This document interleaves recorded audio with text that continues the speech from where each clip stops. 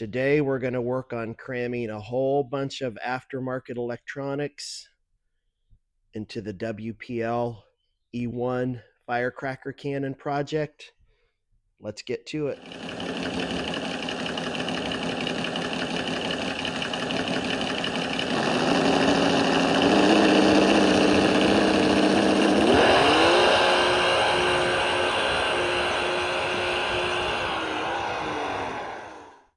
Thank you for joining me today.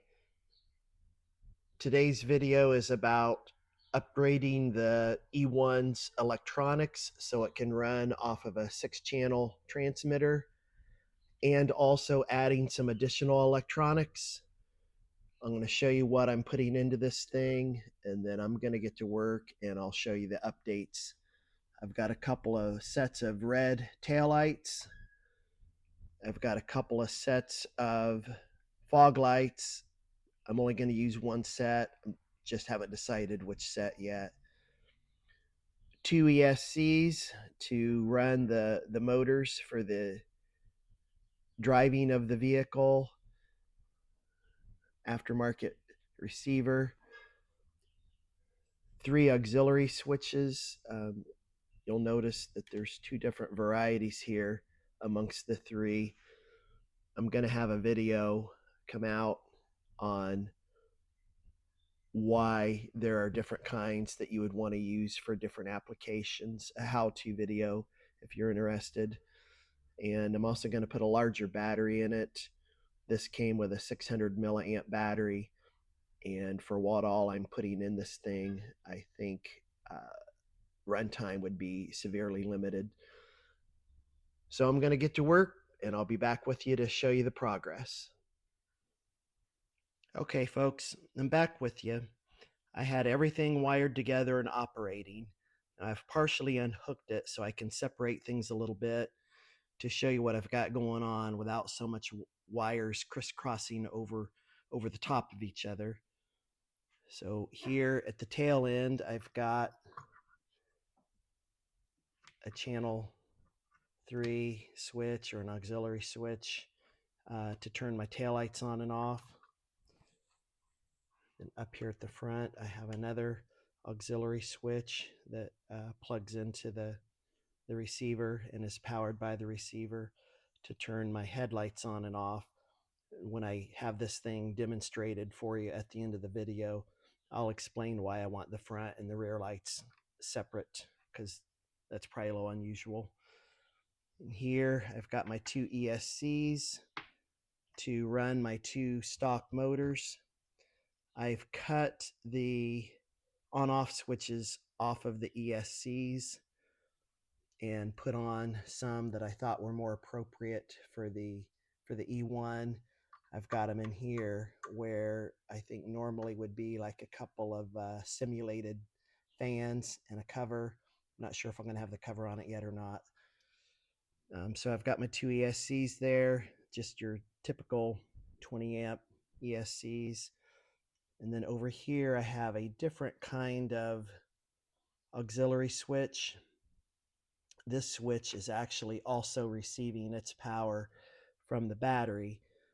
So instead of being powered by the receiver, it'll have enough power from the battery to light the fireworks. And then the last thing that's going to be plugged into the receiver is the servo that makes the cannon move up and down. So I'm going to get this all put together, get the top put onto the base, and show it to you operating here shortly.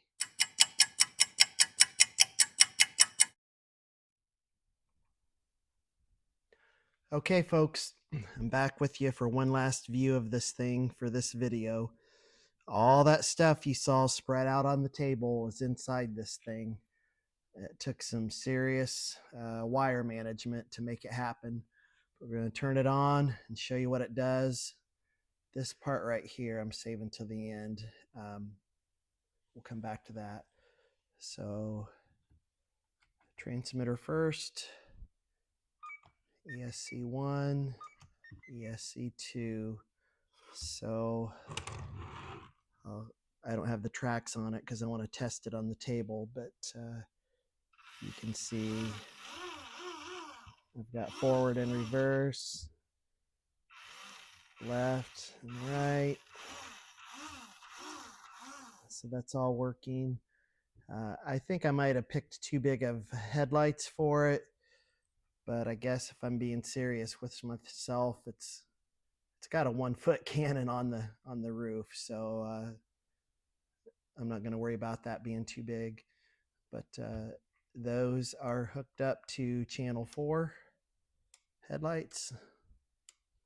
And then if I turn it around to the back, channel 5 is my tail lights, and some lights I've got mounted up here go on and off with the tail lights. I can't really show you this while I'm recording here, but it kind of gives a nice glow to the cannon when the lights are off and the headlights are off. The idea is I use the headlights to get it into location to fire and then turn the headlights off, and these lights are still on for effect. And then if you've seen any of the previous videos on this, channel 6 moves the cannon. What I've got here, this is a device for lighting fireworks remotely, and I've got it to where it's going to plug in to this right here. On the final project, I'm going to have some kind of cover on this. This thing here will be in the tailgate here, so I can run a little wire up to the fireworks here to make it shoot.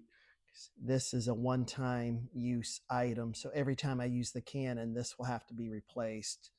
So I'm going to use this little lever lock device to be able to change that each time. I don't think I can plug this in to here one-handed. I'm going to pause for a second and be right back with you.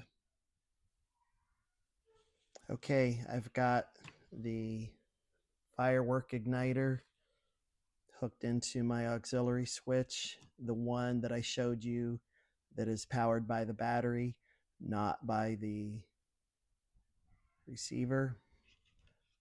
When I push channel 3 here, you're going to see this start glowing. That's what would light the firework. So that shot the cannon. If you haven't seen the cannon shoot, be sure to check out my first video when I introduced the project. I did shoot the cannon. It wasn't hooked to the E1, but it's still kind of interesting to see. I will put a link. This is a part 3. I'll put a link to part 1, part 2 in the description if you want to catch those. And I'll also put a link to the video I made on how to choose and use auxiliary switches. The next time you see this, I'll have it all decorated out, my wire placement correct, and have it basically ready to go. It's going to take a little bit. You might see some other videos from me come out before then. But thank you for watching. I appreciate it. Be sure to leave me a comment or a question. And if you like this kind of stuff, please consider subscribing. Thank you.